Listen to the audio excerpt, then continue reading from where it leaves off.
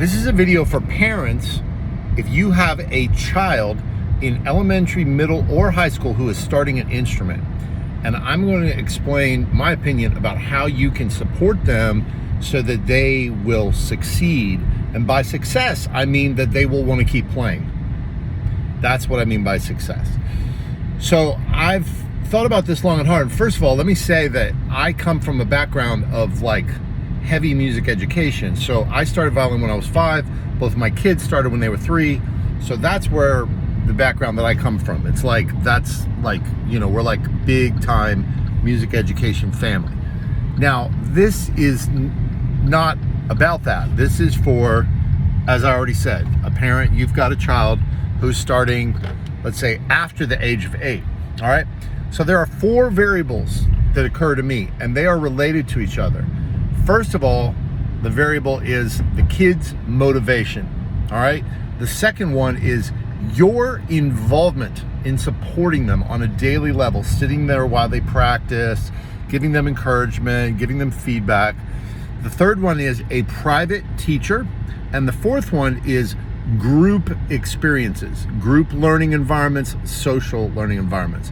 Now, in my opinion, you ideally want to have all 4 of these things, but nobody has an equal amount of all 4 of these things, right? So we want to kind of compare them and balance them appropriately. So for example, if you're a parent who feels like, I'm not going to sit there while my child practices every day, then you're going to want to have more of the other 3. Like you're going to want to have more of the group coaching, like a band that the kid can go work in, or a school orchestra program, or a fiddle group, like some kind of group coaching environment, an infrastructure, and or a private teacher, and or the kids just is naturally just super self-motivated, right?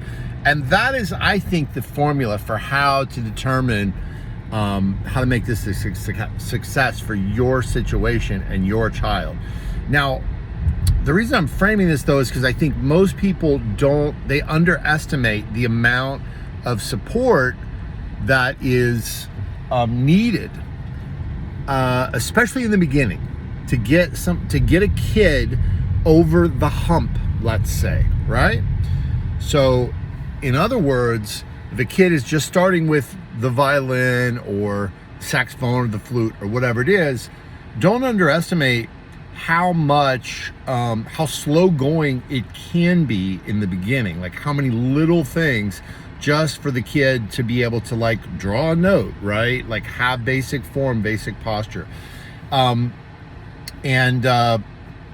just don't do it. Now, in this, I will share a little bit from my background as a Suzuki student and as a Suzuki dad, which, let's not get caught up on what that means. Like, just a Suzuki method is like a method of teaching that emphasizes starting kids when they're young. That's, let's say, first of all, that's all. It's just like a broad group of people in the world who teach from the Suzuki books. It doesn't have to be a narrow conception of Suzuki. But what they all share is that they're like, hey, if you got a 3-year-old, a 4-year-old, or a 5-year-old, this is a great time to start music, right? So the second thing about a lot of good Suzuki programs is that they emphasize this idea of the parent, teacher, child triangle, and what that means is, like, in an ideal situation, especially when you have a very young child, the parent comes to the lesson, they take notes, and they're supporting the child during the lesson.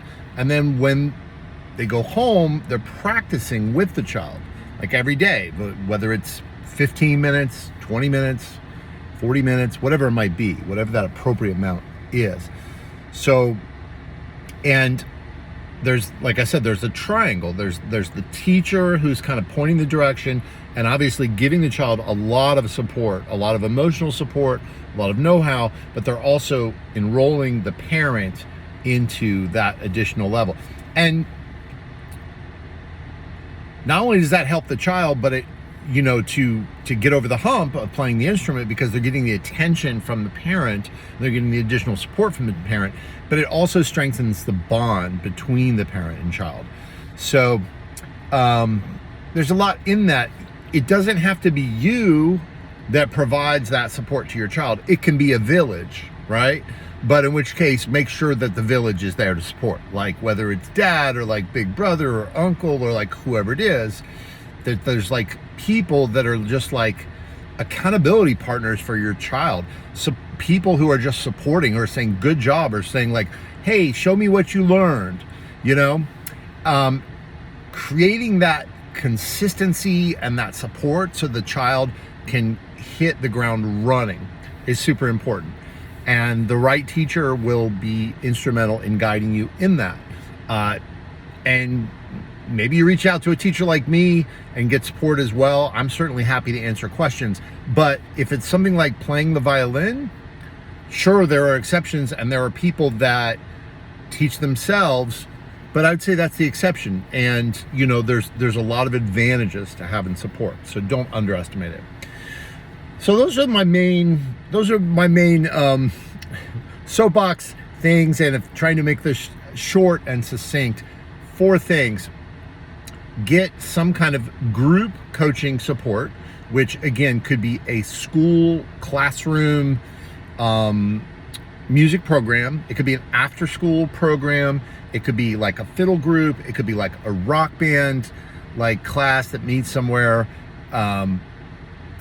so that the kid can have social connections as well as a support from a teacher.